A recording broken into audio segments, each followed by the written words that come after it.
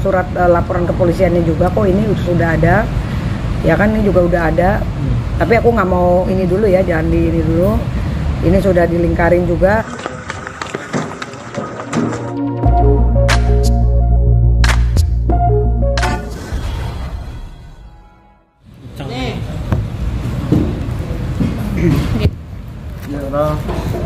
Kak, ada kekecewaan apa sih Kak sampai sebegitu emosinya dengan sosok Reza Herlambang? Oke, Reza Herlambang ini aku kenal tahun 2019. Waktu itu dia tiba-tiba DM aku pada saat aku viral-viral, suara aku yang terlalu merdu, yang terima kasih, yang sampai jangkrik orang pada mati, kata Bang Hotman Paris. Ya kan, tapi gue tetap pede ya kan, dan menghancurkan seluruh acara TV semua suara gue itu. Nah setelah itu dia DM, Beb, apa kabar, salam kenal, bla bla bla bla. Dia mau bikinin aku lagu. Terus akhirnya janjian di apartemen, ya kan, ketemuan ngobrol-ngobrol-ngobrol, terus ngobrol masalah angka. Ngobrol masalah angka, kalau nggak salah waktu itu kita mau bikin project, udah deal angkanya, tapi tidak jadi karena aku sibuk banget. Nah berapa bulan kemudian, akhirnya kita ketemuan lagi, membicarakan untuk project dengan angka yang udah deal. Duit udah ditransfer, ternyata lagunya kagak ada-ada sampai berbulan-bulan. Waktu itu aku lagi sekolah nyanyi di Kaberta, ya kan.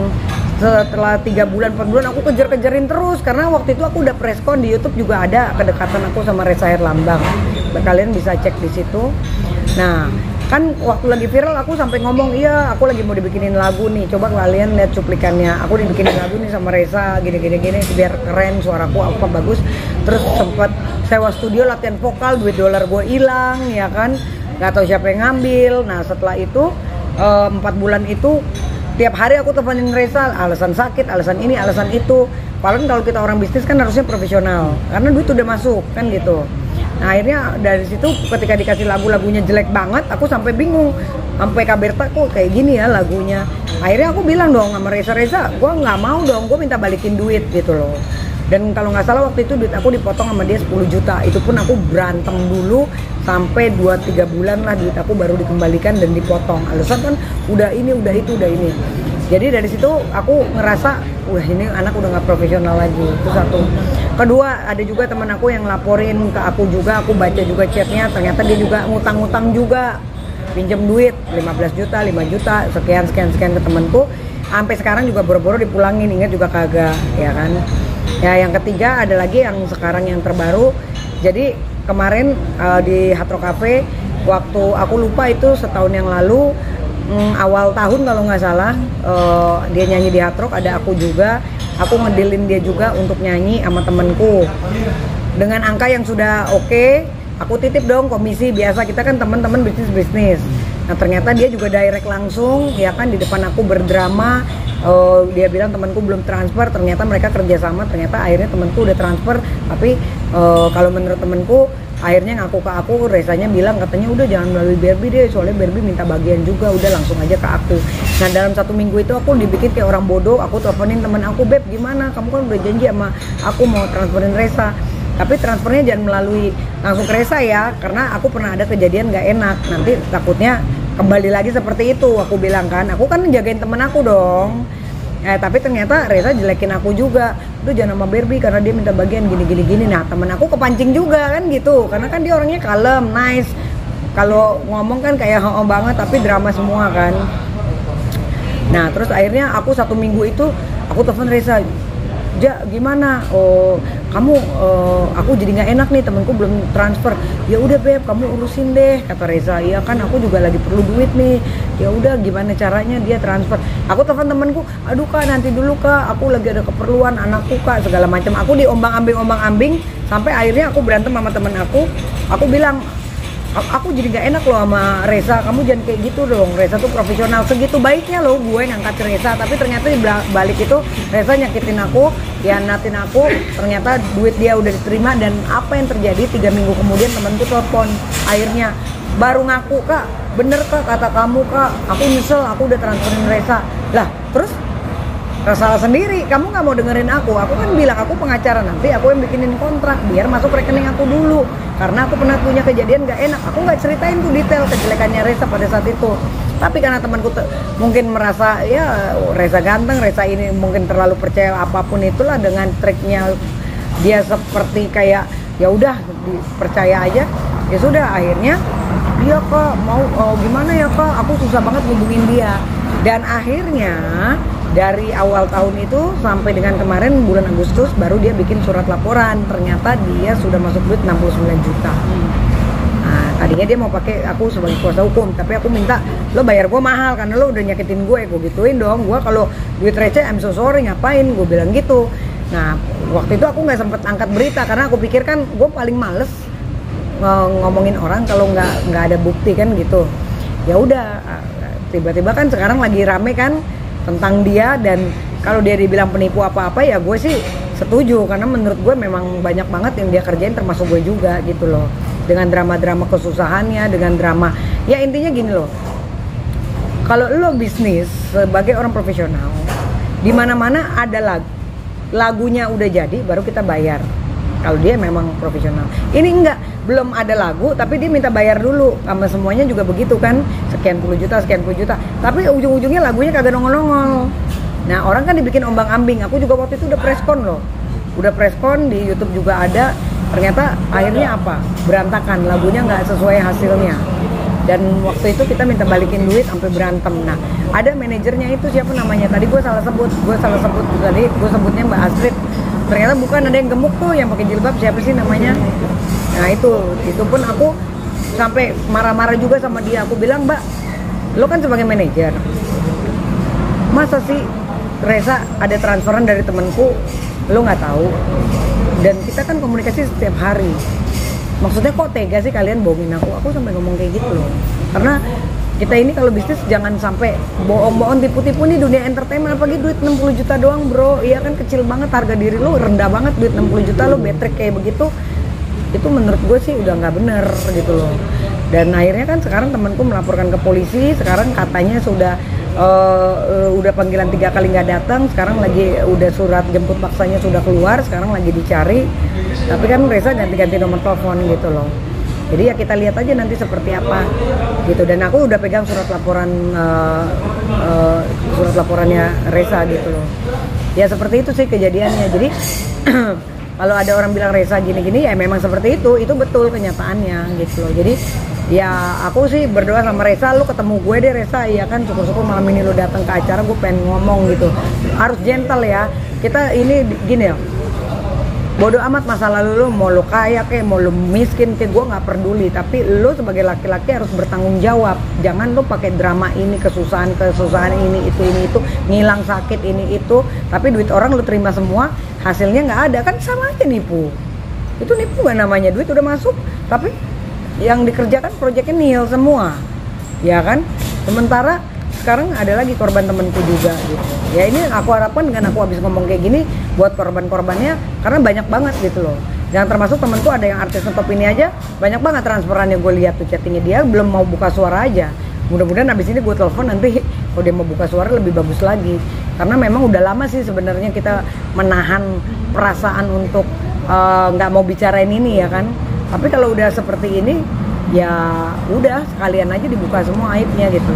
Toh kalau gini loh, kalau lu emang orang baik, lu pasti nggak mungkin diomongin orang jelek. Contoh misalnya kayak gue diomongin orang halu ini terserah, tapi kenyataannya hidup gue baik, gue jabatan gue tinggi di mana-mana, gue orang respect, kan beda. Itu kan dunia panggung, benar gak? Tapi kalau lu kan apa, di panggung lu kayaknya pencitraannya luar biasa, terzolimi, kayaknya lu jualan ini jualan itu, padahal lu tipu sana tipu sini, lu kena batunya kali ini, lu lihat aja nanti gitu loh. Kak, tapi bisa dipertanggungjawabkan ya ke omongan ini? Iya bisa dipertanggungjawabkan, karena aku udah simpen surat laporan kepolisiannya juga kok, ini sudah ada, ya kan, ini juga udah ada. Tapi aku nggak mau ini dulu ya, jangan di ini dulu. Ini sudah dilingkarin juga, total kerugian 69 juta. Kak Berbi, gitu. tapi dan akhirnya temanku ngaku, maaf ya Beb, ya gue yang salah, habis gue percaya gini-gini. Lo nggak bener juga, gue bilang.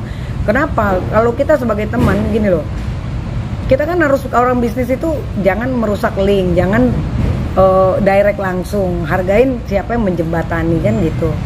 Tapi kalau udah mau cari celah sendiri, merasa pede sendiri, ya udah kena batunya ya. Sekarang rasain kan lumayan duit 69 juta, akhirnya project nggak jadi, semuanya nggak jadi apa-apa.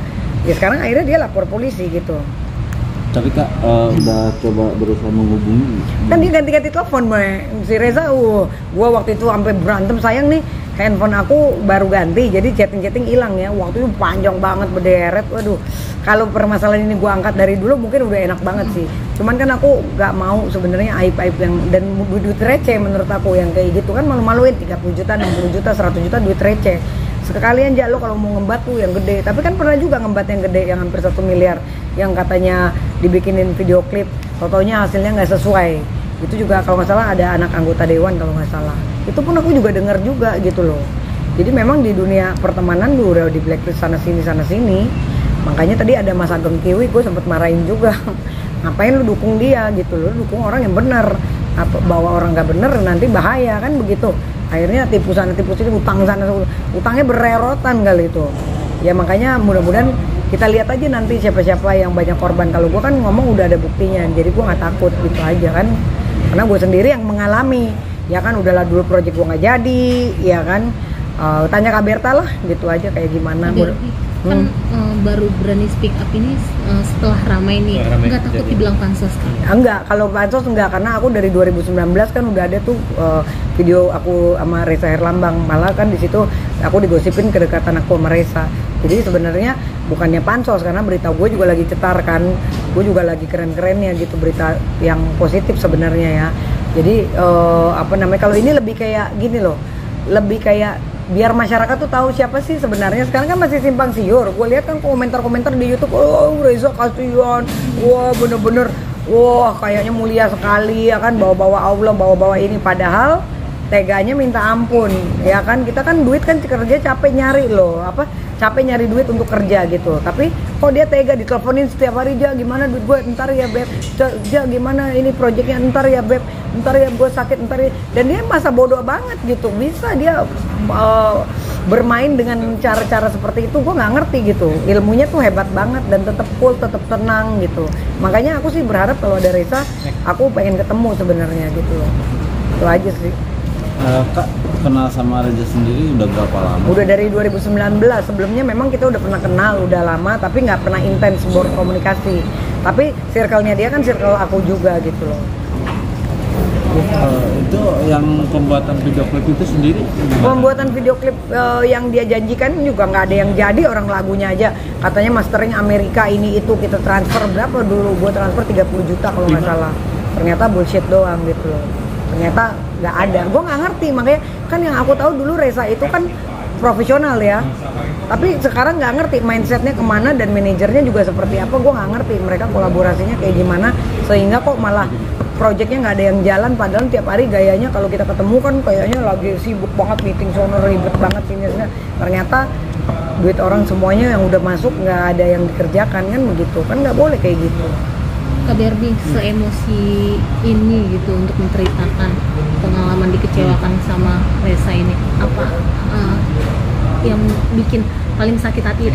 Dia sakit hati karena aku kan itu aku udah sempet preskon tuh yang aku kedekatan sama Reza. Waktu itu kan aku udah publikasi juga, kalau aku nggak tahu tuh media mana di YouTube mungkin dilihat, aku dekat sama dia segala macam. Aku udah, ya pada saat itu punya, namanya kita udah bayar nih, ya kan udah bayar ya kita punya harapan dong, wajar dong kan, kita produser ya kan.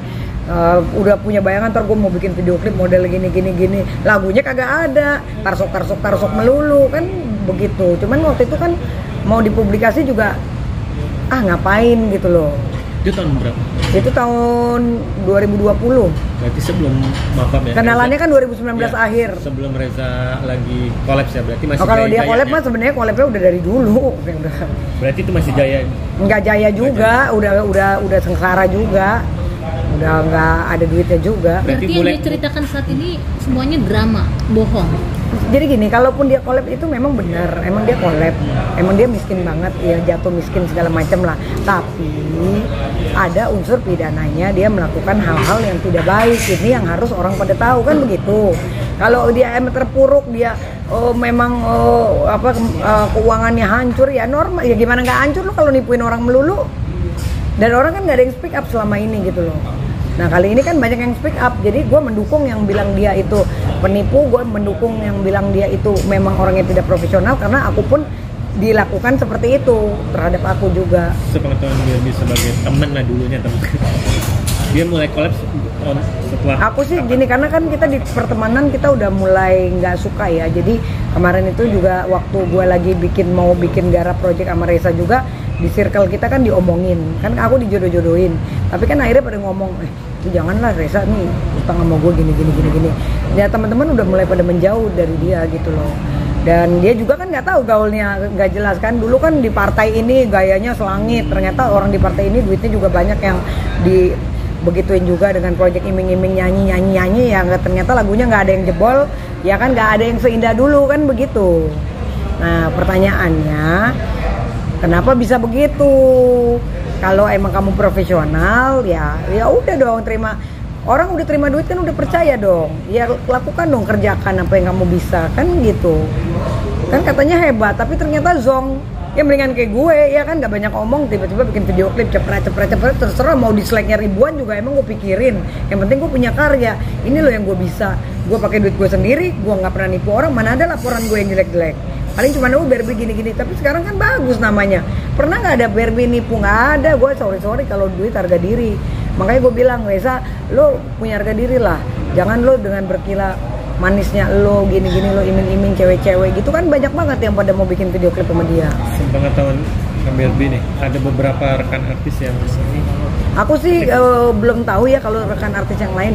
Yang aku tahu ini kan baru temenku satu ini ya, aku nggak mau sebutin namanya karena dia juga kan nggak mau dipublikasi untuk saat ini gitu loh. Mungkin nanti ada saatnya dia nanti akan bicara gitu ya, kayak gitu.